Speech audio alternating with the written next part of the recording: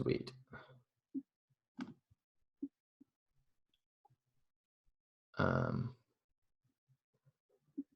All right. Okay. Welcome back, Youth Empowerment family. I am here with Robin Speziale. He is a special person in the world of Canadian investing. He has interviewed 28 of Canada's investing all-stars and published a book of the insights learned called Money Masters. Most impressively, he has built a portfolio of over $300,000 that continues to compound at 10% annually, and he has a new book called Capital Compound. Right? Can we just restart that one? Because it's actually, my book's actually called Market Masters. Oh, no, but you also have a Capital Compounders, no? Hold on. Yeah. So you said Money Masters. Yeah. But it's called Market Masters, the book. Oh, that's bad. My bad. It's fine. It's fine. You know what? Let's just, if we can restart it. Yeah, we can. I will. So, and my portfolio compounds at 15% annually. 15. Oh my. 15%. Yeah. Wow, that's impressive. Yeah. You know, like that's historical, so it might not continue. But if you can say that, you know, he's built a portfolio over 300,000 that is compounded at 15% annually for the past 12 years. Okay. If you can say, please, yeah. Sure. Okay. And you are coming out with a new book, correct? So yeah, so you're absolutely right. So the free ebook is called Capital Compounders, and they can go on my website, robinspeziale.com, and download it. Okay, I got you. They can request it for free. Yeah. We'll say that then later on. Sure. Okay. Welcome back, Youth Empowerment family. Today on the show, we got Robin Speziale. He's a special person in the world of Canadian investing. He's interviewed 28 of Canada's investing all-stars and published a book of the insights learned called Market Masters. Most impressively, he's built a portfolio of over $300,000 that continues to grow by compounded 15% annually for the past 12 years. Robin, thank you for coming on the show. Hey, Daniel, thanks for having me. Robin, I want to get started on a little bit more of a deeper level. So if somebody really knew you, what would be the person they know? All right. So if someone really knew me, they would know I have a sweet tooth. A sweet tooth? I've got a sweet tooth. I got to admit, you know, chocolate, not so much the candy, but chocolate. I've had to cut that back, though, over time, you know, just because of my metabolism. But I still have a cupboard. I mean, that beats me. I'm lactose intolerant. I can't even have chocolate. Very cool. Very cool. And so I've never had, I haven't had somebody on here in the investing landscape as of date.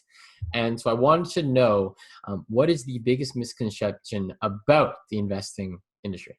Okay, the biggest misconception. If you're going to be a do-it-yourself investor, meaning that you have saved money and you want to start investing it in the stock market, the biggest misconception is it's going to be easy. Investing isn't easy. You're not going to be a genius. You know, you're not going to find that the next Facebook. And you know, managing your stock portfolio takes a lot of work, and it takes an active approach to investing. So that would be my biggest tip. Like, that's not to deter anybody. It's actually very intellectually stimulating to run an investment portfolio because you're constantly reading financial news, quarterly reports.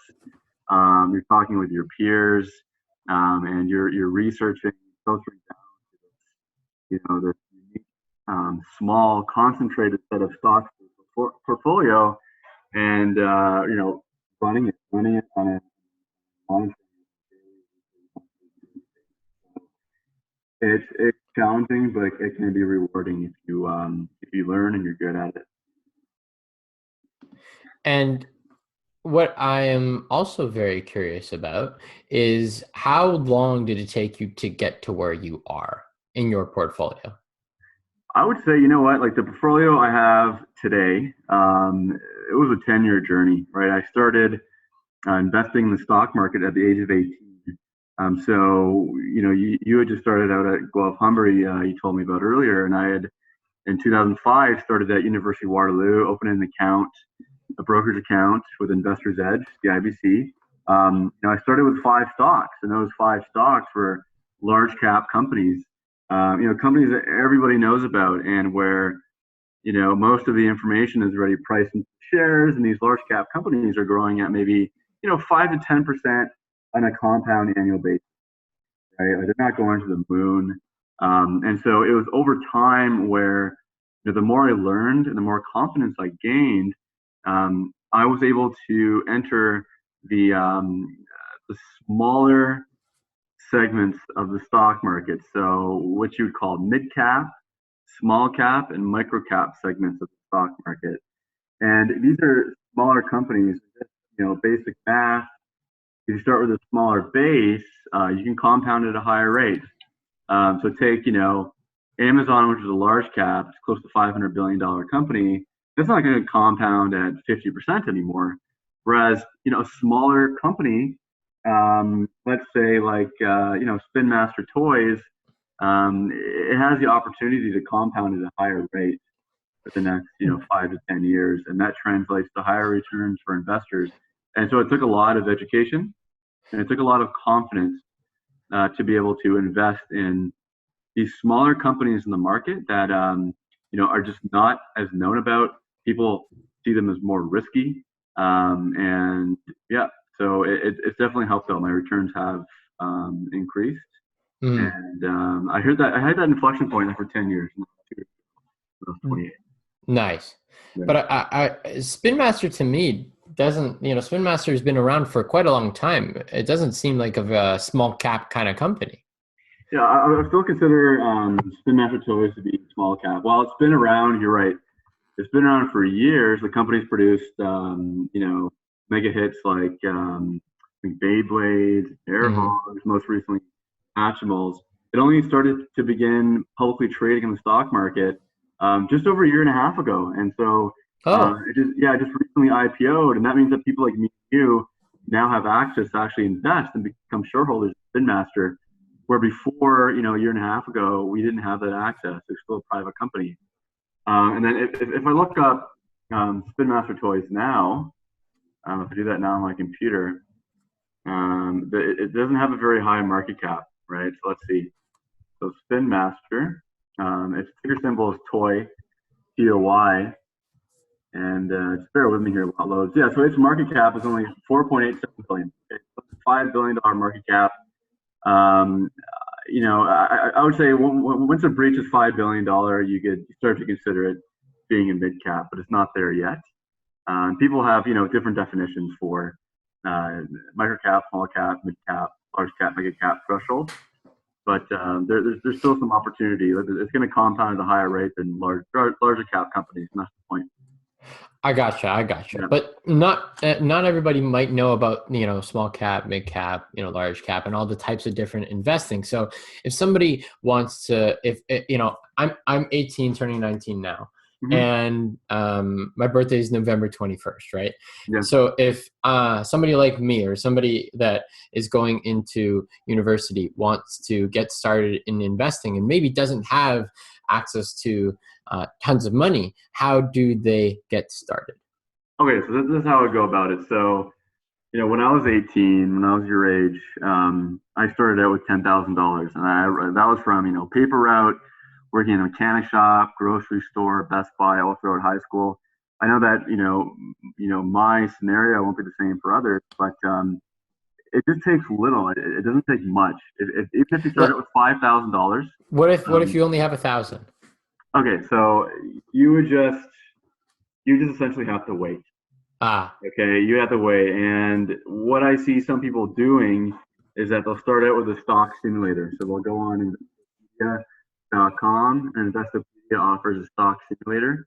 And you can play around with $100,000 of fake cash, and you can invest in companies, real companies. But it's all simulation, and see how you do. But what I would do, I would wait until you have $5,000, and then open up a brokerage account with any of the big 5 banks, or with Questrade or some of the smaller brokerages. And with that 5,000, you want to divvy it up into 5 companies. So invest $1,000 into each of those 5 companies. You have some, level of diversity. It's important to diversify. And then what I would start with as a young investor is exactly how I started, right? Like, don't go right into micro cap companies. So start with the large caps. Start with the TSX 60 if you're in Canada. If you go to Google, type in TSX 60, Toronto Stock Exchange 60. That's an index of Canada's 60 largest companies. Companies like Loblaw, Rogers, Brookfield, right? And pick 5 from there.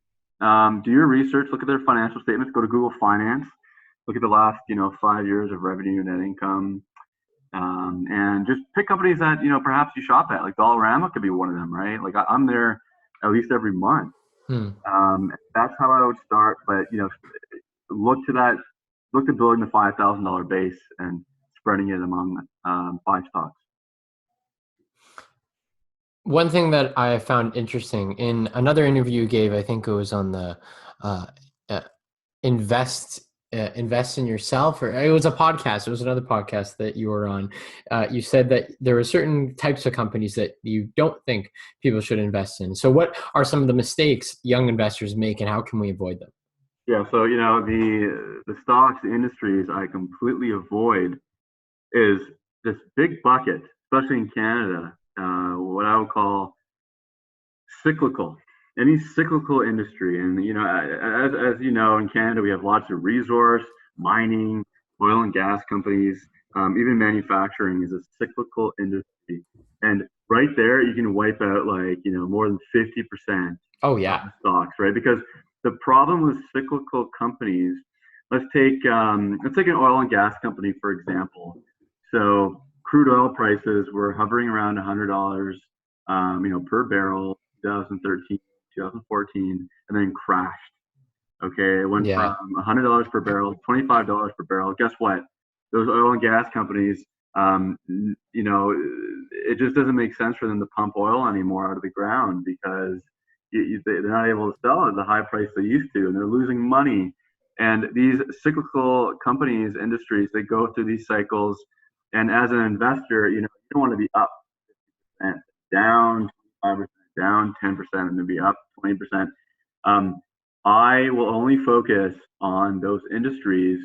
So consumer, like Dollarama, technology, like Facebook, and then a diversified industry, something like a Savaria Group, which offers products for the mobility challenge segment of our population. And yeah, so it's all about finding those non-cyclical, those steady earning companies, not just through any economic cycle, but they're not price takers, right? An oil and gas company, it's a price taker. It can only sell its products based on what the commodity is selling at on the open market. Whereas a company like Tim Hortons, they jack their prices up every year. And do you think people stop going into Tim Hortons, which is now owned by Restaurant Brands International, a stock I own? And there's no way people will continue to go to Tim Hortons. So non-cyclical companies are key. Okay.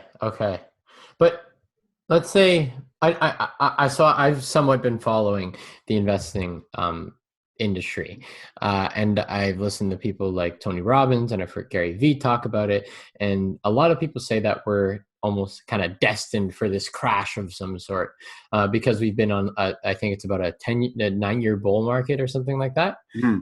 So is there a crash coming? Okay, so this is really interesting. You asked that, Daniel. It's a good question, and you know what? I don't think anybody can answer with certainty. If they do, they'd be lying to you. But this is what I'll say. So, we went through one of the greatest. It was a great recession. It was the second biggest since the Depression in 1929-30, and that was in 2008, 2009. We came out of that Great Recession in 2009, leading in 2010. And what you saw in the stock market was the lowest point let's take the S&P 500, for example, was March 2009. From March 2009 to 2013, it took that long. It took 4 years just to recover, okay? So the S&P finally recovered to its previous highs in 2013. So really, if I'm looking at the S&P 500, if I look at the chart, it's only since 2013 that we've been making new highs, okay? And, like it seems long in the tooth. We're like 9 years into the so-called bull market. But if you look at it that way, if you look at it from 2009, 2013, that was almost like a recovery period, right? The economy was recovering from one of the worst recessions ever. And for me, it's only been about 4 years that I view we've been in a bull market. And not only that, but look at why stocks go up. Why does the S&P 500, which is the 500 biggest public traded companies in the States, why does it go up? It's because of corporate earnings.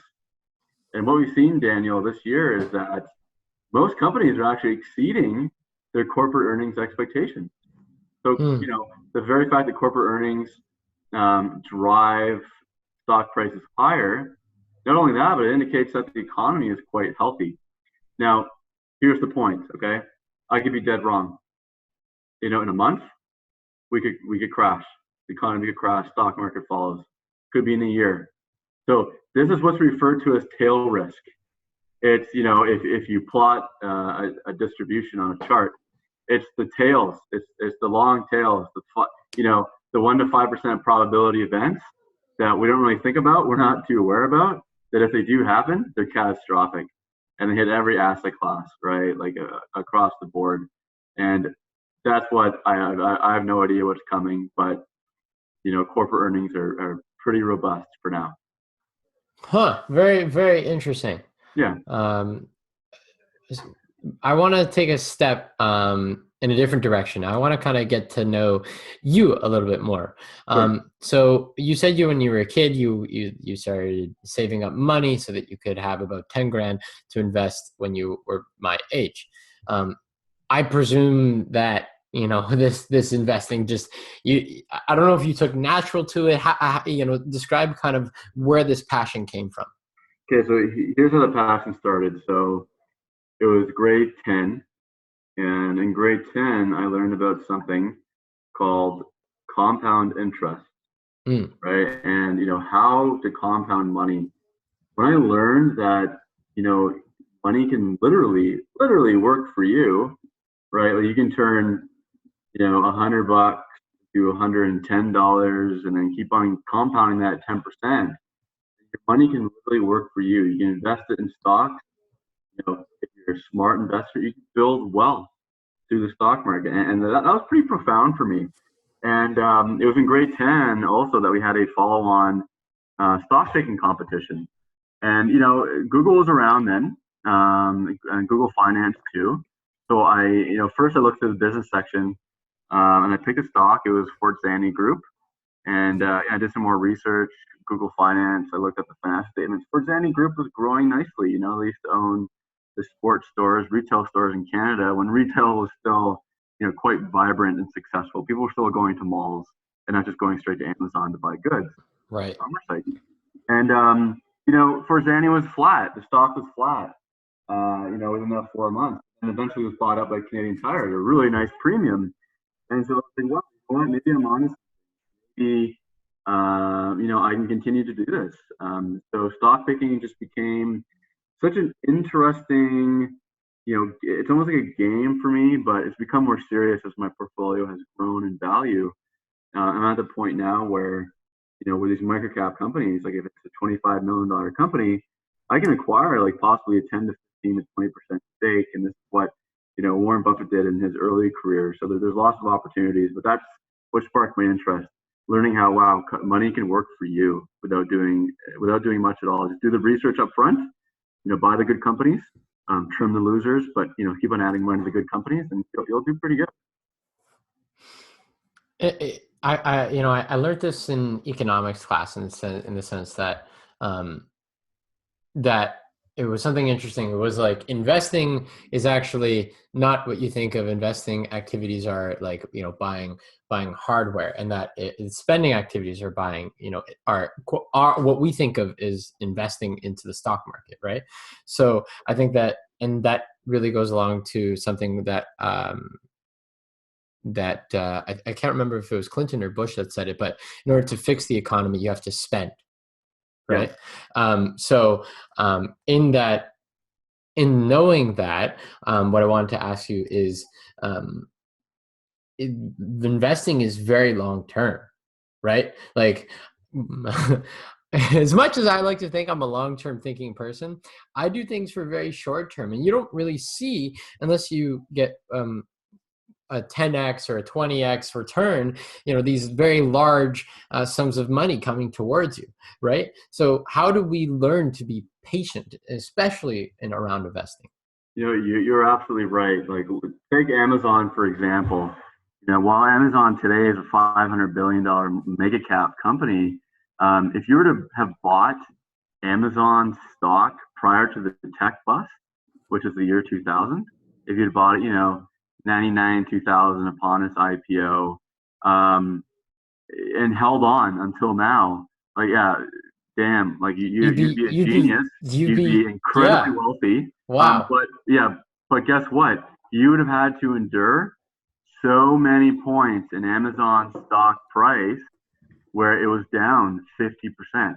You'd be losing 50% of your money in multiple points of time throughout holding Amazon stock. And a lot of people would just simply give up. So you're right, Daniel. The point to investing is if you believe in a company like Amazon, then you invest, let's say $5,000, you buy shares in Amazon. But if you believe in a fantastic CEO like Bezos and his vision to grow the company, then stick with it. Stick with it. Stick with it. Stick with it. You can't just sell it if it's down 25%. Mm. It just takes. This is why investing is art. The best investors I find are people who really understand how businesses work. Usually, their parents are entrepreneurs or they're entrepreneurial themselves, and they just get it. Like Amazon, again, for example, it wasn't generating any profit for years. It's only doing that now because it was reinvesting back into the business. And even most investors, they wouldn't even buy the stock. They would just say, "Oh, I don't buy any company that's not generating a profit." But if you're a business person and you understand that it takes a lot of reinvesting into the business, to acquiring new companies, to growing your capabilities, like Bezos did from a bookstore to an everything store, then you really get it. And so my favorite holding period forever. That's not to say that I don't hold every stock forever, because you're not going to be right every time. But for the 60 to 80% of the stocks that I'm right on, I'll stick with these companies. I'll keep on investing money in them over time and do quite well. Like one example is Lassonde. Lassonde Industries is a company I've held for close to 12 years now, since I started investing in the market. And Lassonde, they're like a second tier juice manufacturer. So, beside Tropicana juice and Minute Maid juice in the grocery store, there's Oasis juice, which Lassonde makes, and they've been compounding. I think it's been close to 15 to 20% per year, and I love it. It's a great company, but and again, I've stuck with it. Like you said, they've been down 20%, but Mm. you have to base declines in stock price with the intrinsic value. If they're still reporting good profit, good growth in earnings per share, book value per share, they're showing healthy flows of free cash flow in which they reinvest in the business. All is good. You're right. You're right. Like, Yeah. we get very afraid when things are bad, and we think, oh, we've lost all of our money, and Yep. oh my goodness, it's all gone. But technically, it's not gone until you pull it out. Exactly. The best parallel I read about, I forget which book it was, is when you buy a house, you're not checking the price, the value of your house every day, and you're not like, oh no, the value's down 5%, I'm going to sell the house. No, Uh, it's going to go up over time. yeah, there's absolutely no way. And same with the guy who owns his own business, he's not going to just sell it. If Mm-mm. if he comes into a small problem, he's going to keep on growing the business. And so, the stocks that you do buy, um, if your readers want to read my book, they can email me. They can find my email on my website, robinspeziale.com. But my new book is called Capital Compounders. And in my book, I showcase 25 exceptional Canadian companies where, they're run by amazing business people. The CEOs usually have a stake in the companies in which they run. And they are very intelligent allocators of capital. So they're investing the money in growing their business internally and organically. Or secondly, it could be through acquiring other businesses, and those earnings are accretive to their core business, or buying back shares. And so readers can find that in my book, which I'll share with them if they email me. Awesome. Yeah. And in your market masters book, Yeah. you said that there was three things that you said that they all kind of had in common. After you've interviewed these 28 people, and some of the guys that you've interviewed, I didn't even know about, and then I gave them a look up, and I was like, well, damn, right? And you said that there's three things that they had in common. You said one was intelligence, another one was drive, and their ability to be humble. Why are those three, do you believe, the factors in their success?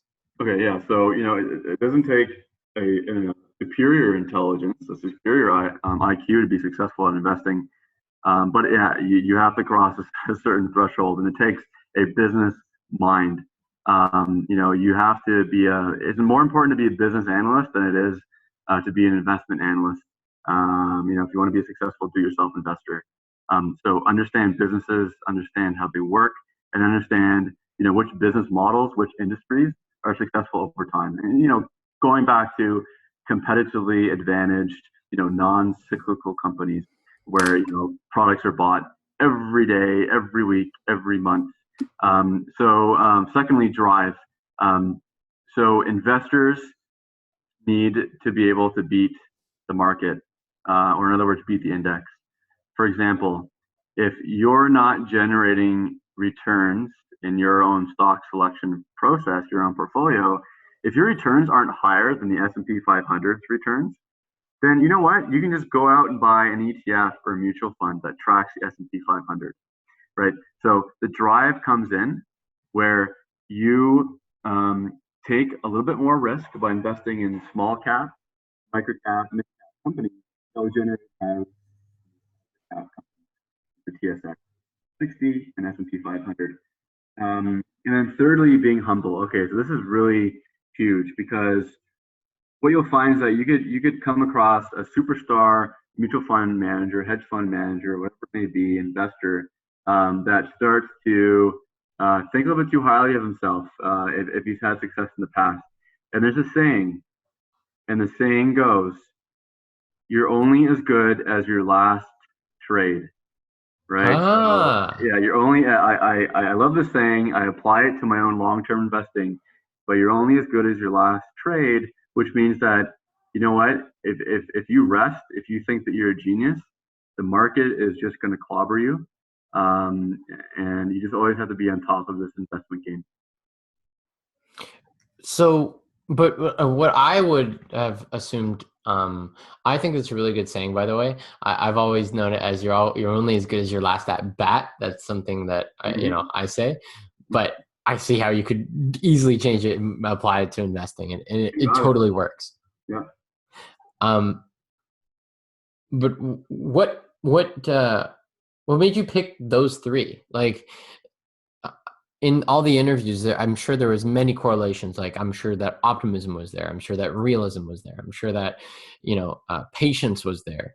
I'm sure that, self-awareness of them was there. So what made you pick those three as like the key kind of correlations to between these 28 individuals? Yeah.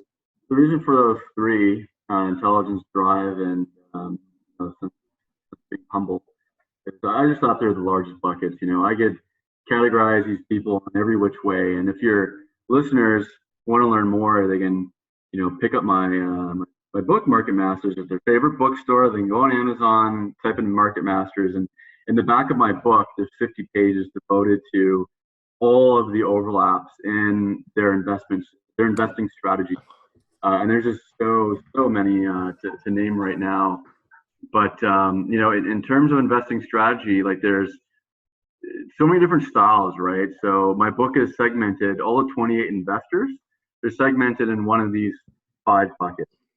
Okay. There's value investors, there's growth investors, there's fundamental investors, there's macro / top-down investors, and then there's everything and anything else, like dividend investing strategies, index investing. There's just a whole slew of other investors out there. And but yeah. What is there's all these strategies, but which one would you say applies to young people the most? Okay, so what I found, this is my experience, because of Warren Buffett. Warren Buffett's everywhere, right? What does Warren Buffett always recommend you to read first if you want to learn about investing? The Intelligent Investor. So The Intelligent Investor is a 500-page book around there, written by Benjamin Graham, the father of value investing. Benjamin Graham taught Warren Buffett, and so because Warren Buffett's so huge, most people start with that book. But it's value investing, and what I have found is that value investing has changed. And if you look up Benjamin Graham, he actually admitted this as well, that value investing today isn't what it used to be in the 30s, 40s, 50s. And what I believe, Daniel, is the reason for the decline in true deep value investing is, whereas in the 30s, 40s, 50s, the majority of companies they had a lot of tangibles on their balance sheet, tangible assets, they old tangible inventory, old tangible equipment. Yeah, now we have things like copyright and web design and UIs, now it's all intangible. So a value investor could easily place a value on those tangibles, right? Quite easily, and then achieve a value of safety based on intrinsic value. It's hard to do that today. Think about like Uber, which will IPO in the next 2 years. Does it have inventory? No inventory. How do you evaluate a company like that? So what I then gravitated to after realizing this, Daniel, is growth investing. So growth investing means that you invest in companies which have a long runway to grow, a large addressable market, a unique product and service. They have a competitive advantage, but you don't focus so much on the balance sheet. Like obviously you need to have a well-structured balance sheet, little to no debt, yada, yada, yada. But then what's more important is cash flow. What is that company going to earn for the next 5 to 10 years, right? You're looking at expansion of cash flow, essentially, and the ability for a CEO to reinvest that cash flow to grow the business even more. And the beauty about, these companies, these, quote unquote, intangible companies like Facebook, they don't need to reinvest a whole lot of capital to scale their business. Right, you've got Facebook, and you just keep on adding more and more users, and it doesn't require too much, more upfront costs to scale this business, and it's a fantastic model. And so you have to look for companies like this.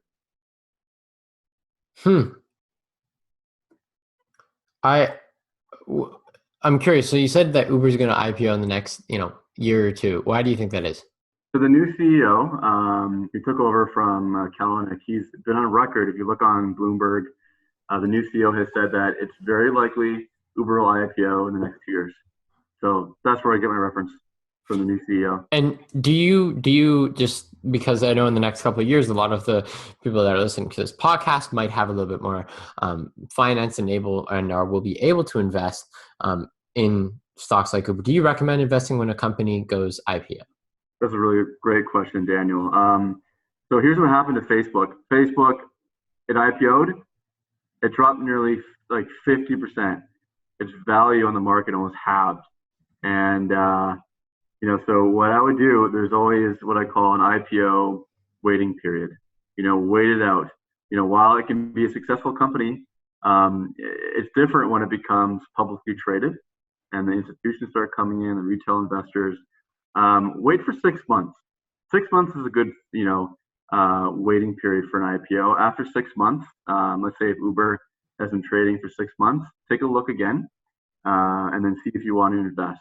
But the same happened to Alibaba. Check out, BABA, BABA, and the New York Stock Exchange. The same thing happened, right? It went up and then it just cratered.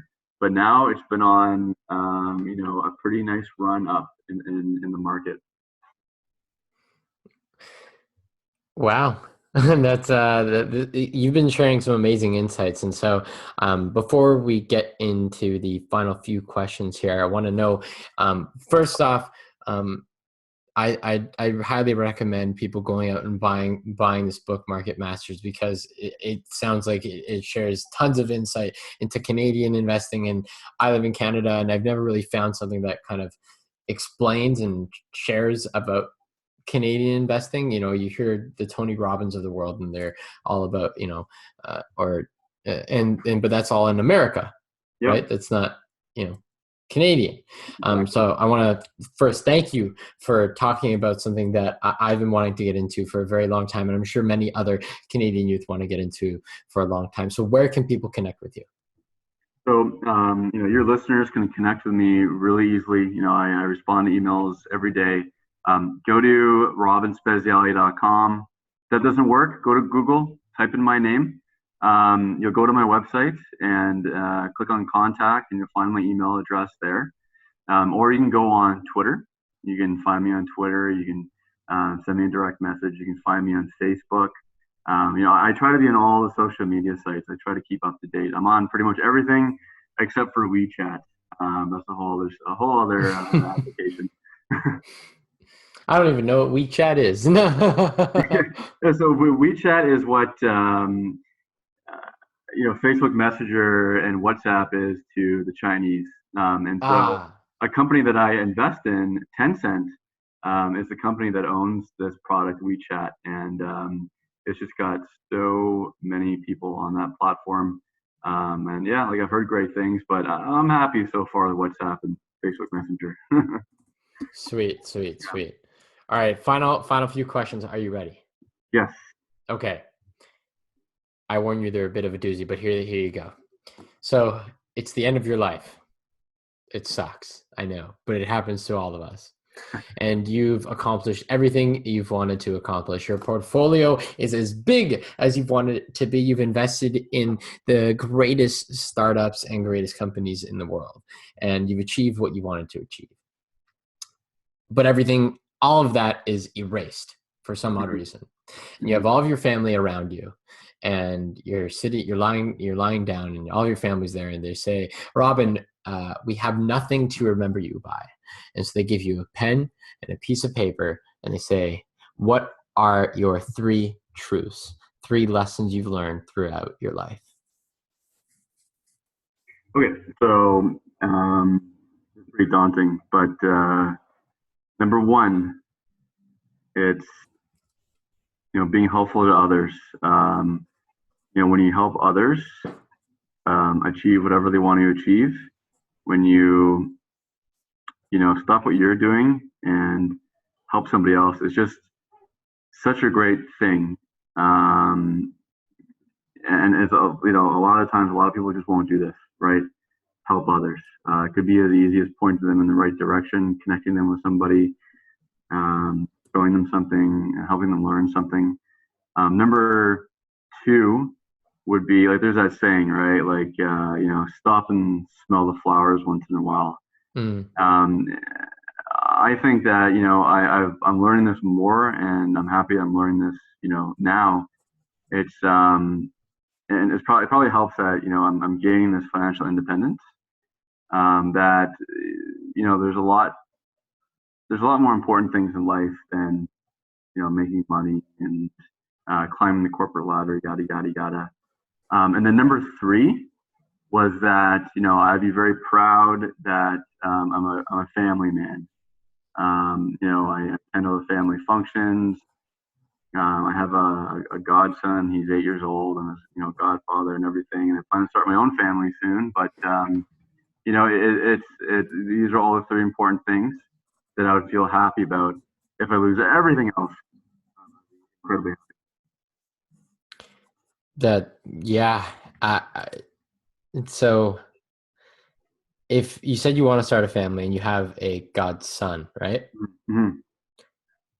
If you could teach him anything, whether it be about investing or about life, what would you hope to teach him? I would teach him that, you know, because we know how it works, right? The world runs on money. Um, the precedent, the precursor to independence is money, is Financial having enough money. success. You got it. As long, but then, once you get to that point where you have money to sustain yourself, then don't stop and live your life. Don't become greedy. The whole like more is never enough thing. But like that's just how it works, right? Like if you have enough money built up, you have independence, and you can do whatever you want. You can just say screw it to any other obligations, and you can live your life. Do you And that's think what you've lived yours? I'm moving. I'm very happy so far. I became a national best-selling author before 30. I built up a nice portfolio. I help as many people as I can. I think my gift. I don't have like many like many gifts obviously. I think really the only one being back on what I'm good at is investing. So I'll share that with as many people as I can.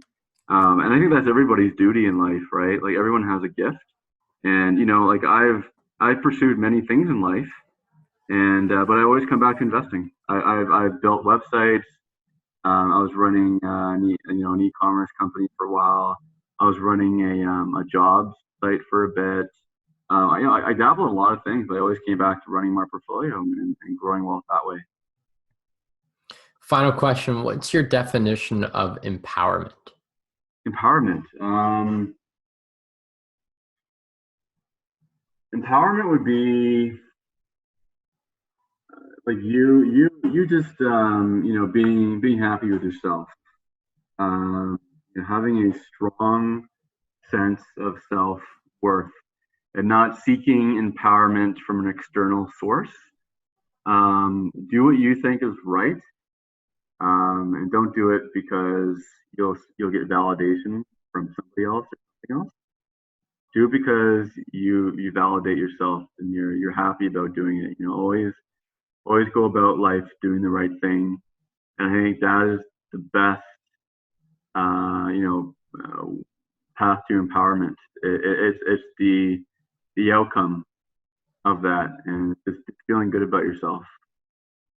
Doing the right thing is always the right thing to do. And if you do what you love, you never work a day in your life. Robin, You got it. thank you for coming on the show. Okay, thank you for having me, Daniel. I appreciate it. And that's it. Okay. Woo! How was that? Yeah. You asked a lot of good questions, man. Like it was really, really good. Good. I'm glad. I'm very glad you enjoyed it. I enjoyed it. I enjoyed it myself, and I learned a lot. And Good. I'm probably tomorrow I'm gonna go to the bookstore and pick up your book. So, Nice. do you, out of curiosity, do you have an audiobook? No, I don't. Okay, so yeah, I'll go to Yeah, the store and pick it up. yeah. Yeah. Wow. I was like, that was really cool. It was because of all the good questions you asked. Like you really got me thinking and digging. But yeah, no, hopefully the people who listen to it enjoy it. If you get comments, feedback, I hope so too. yeah, Just some quick kind of wrap up questions for sure. you. Is there any way I could improve? Any feedback? Anything that you think I could improve upon? Like where, anything like that? No, man. You know what? Like this is really well done. I think it's the best podcast yet. And I think that what you did Oh, well is, yeah, you asked me, follow-on questions. You kept it open. You didn't just stick to like, a regimented list of questions. And it was really good. I could tell that you're interested in the topic, which obviously helped, right? yeah, it Yeah, you does. know Yeah. what, man? I just think the more of these you do, the better you're gonna become, and then you're gonna be like you're gonna be hosting a radio show soon, man. Like the real seriously. Oh, I mean, the big vision for me is, I want this to be more than a podcast. Yeah. Over the next, over 2018 is where I really, and even if it doesn't happen in 2018, then, you keep pushing, right? But I really see 2018 as a year that will be very pivotal in my life. Mm-hmm. The reason I believe that is because now I have this team around the podcast. I have an outreach manager, podcast producer, audio engineer, and 2 writing and editing people. And I'm currently still looking for 2 graphic design people. Mm-hmm. And they're all working for free. Like they're all, and like I've got things written down, and like they're all just so behind this mission, right? Eventually I'd like to compensate them more, but I just don't have the money and resources to do so, right? Yeah. And so this team is essentially just around this mission of trying to build the Forbes for Generation Z and letting the podcast be the catalyst to that. I love it, man. That's a wicked vision. It's a very grand vision, and you're going to achieve it.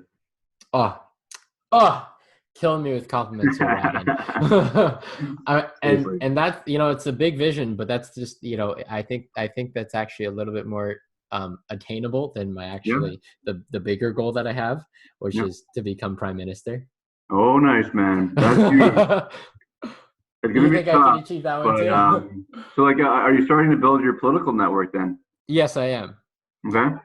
So I have an interview coming up with one of the most, arguably one of the most, he's been in politics in his entire life. Yeah. He's been, diplomats to, I think it's like 5 or 6 different countries. He's served in the Senate. So I'm interviewing one of him, and then a couple other people in the PC and Liberal Party. Cool, man. Good for you. That's really great. Yeah, trying to do that. Is there anybody you think I should bring on the show? Let's see. I think there's somebody.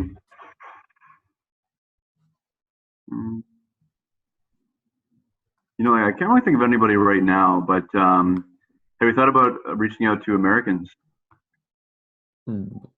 Yeah. Like, what do you mean? No, I mean, like, there's, like a guy like Tony Robbins, like you alluded to, or Gary. You could try to get them on the show. Who knows? Maybe they'll come on. Funny story. I've actually had Gary come on the show. Nice. I got kicked out of his office and then got reinvited back to interview. I set up the interview with his 2 senior vice presidents of paid media. So they have about like 500 people working under them. They're like his right-hand 2 men, right? Holy. And so I interviewed them, and he decided to stop by for the first question about hustle. Okay. And I got to meet him. He signed the Ask Gary V book that I had with me. He gave me a big hug, and cool. it was, and we shared a couple of laughs, and that was really, really, really incredible. And Gary to me is like one of the biggest mentors of my life. Yeah, he's a really interesting guy. He's full of energy. Oh yeah. But yes, thank you so much for coming on the show again. I thoroughly enjoyed it, and really think I learned a lot. So that's why I do it. I love to learn, and will forever be a learner. It's really good, and thanks for inviting me. And thank Lucy again. Right? Like it was good to meet her, and she's on the same level as you. I could tell, right? Like, 5 or 10 years ahead of your peers. Yeah, no, Lucy's doing some amazing things, and hopefully we can continue to connect and collaborate together. Yeah, man. Okay, thanks a lot, Daniel, and have a great long weekend. You too. Take care. Bye-bye. Thank you.